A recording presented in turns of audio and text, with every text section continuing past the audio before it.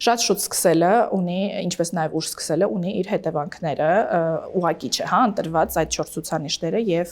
երեխայի տարիքը, եթե շատ շուտ են սկսում մայրիկները հավելյալը, երեխայի ֆերմենտային համակարգը դեռ զարգացած չի եւ պատրաստ չի ընդունել բացի կաթնախառնուրդից կամ մայրական կաթից այլ սնունդ, այսինքն երեխայի օրինակ աղիների